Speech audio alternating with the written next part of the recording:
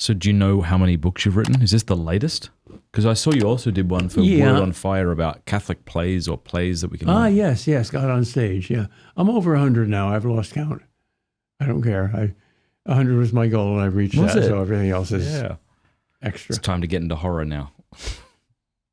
No, I know my limits. I think I want to write a book about purgatory. Yeah? Because I'm getting close to death, and that's what I anticipate. Yeah. And what's going to come next?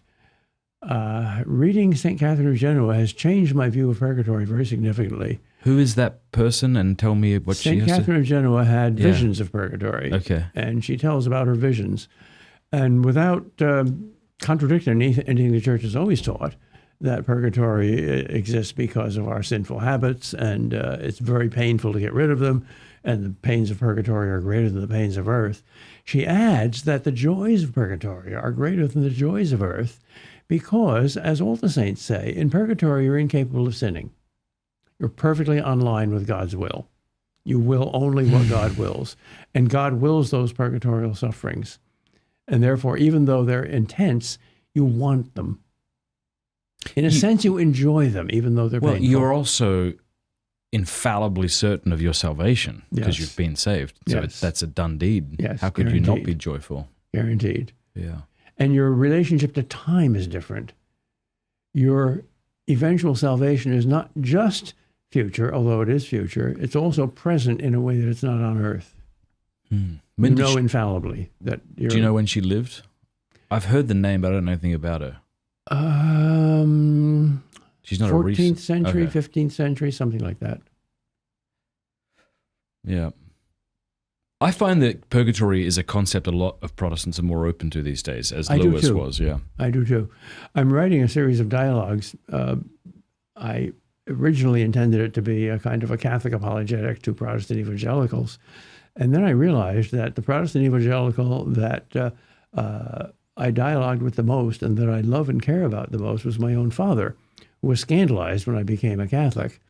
And I remember some of the conversations we have. So those are the two characters. The book is written by John Kreeft and Peter Kreeft. Ah, that's lovely. And one of the dialogues was about purgatory. And I remember it intensely because we were talking about the Catholic doctrine of purgatory, and he, as an evangelical, was staunchly opposed to it and had some good arguments against it. And I had some good arguments for it. My mother was listening. And my father was quite intelligent. He was a kind of amateur theologian and had some very good arguments. And my mother was a very good person and truly loving, but he wasn't stupid, but sort of passive and, go along with anything. She was listening, and she interrupted at one point after we were getting nowhere. And she said to my father, "John, I think Peter believes the same thing we do about purgatory." And my father said, "Of course he doesn't. He believes we don't believe in purgatory." And she said, "Well, no, not the Catholic version of it, but we believe in everything in the Bible, don't we?" And my father said, "Yes, of course." "Well," she said, "the Bible says that we're all sinners. If we say we have no sin, we deceive ourselves and the truth is not in us. And the saints say they're great sinners. And that's true at every moment of our lives. So when we die as sinners. I'm only a sinner saved by grace." And my father said, "Yes, that's true." "Okay," my mother said. "Now, Bible also says that there's no sin in heaven. In heaven, everybody's perfect.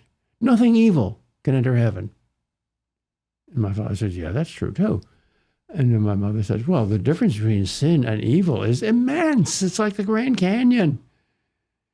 So we're going to have to change terrifically when we die. And God's got to do something to us." Yeah. So if the Catholics want to call that purgatory and we don't, aren't we just arguing about a word? Good, Mom. And I remember my father's look. He looked at my mother with a new wisdom. Maybe you're right. Let's talk about something else. And we never returned to the subject. Wow.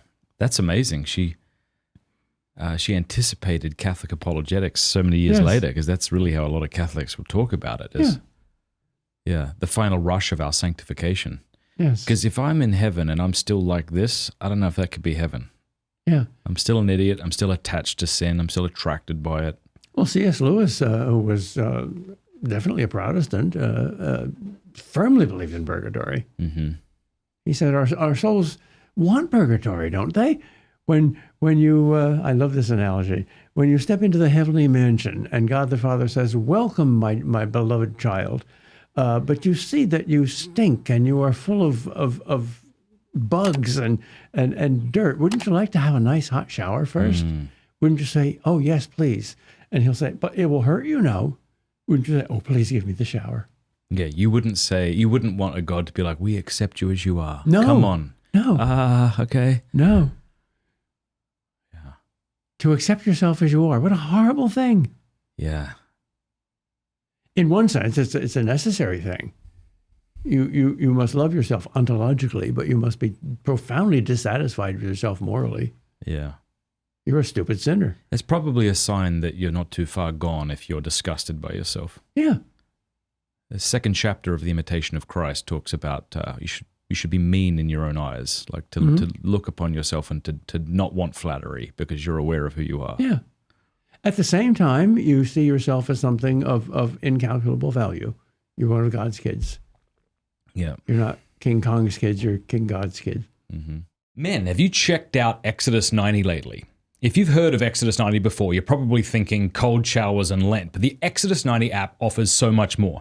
It's the #1 freedom app to help you become the man you were created to be. I've been following along with the app's daily scriptures, reflections, and disciplines, and it's really awesome. Download the Exodus 90 app today to join St. Michael's Lent, happening now leading up to the Feast of St. Michael the Archangel on September 29th.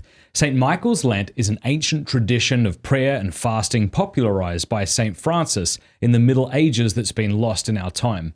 Let's bring it back. Join the men of Exodus 90 and Father Carlos Martins, exorcist and host of the Exorcist Files, who is the spiritual guide for St. Michael's Lent this year on the Exodus 90 app. We will awaken to invisible realities and enter into that spiritual battle that rages around us. Go to exodus90.com/Matt to join us for St. Michael's Lent. That's exodus90.com/Matt to join us for St. Michael's Lent, happening now on the Exodus 90 app. It's not too late to join.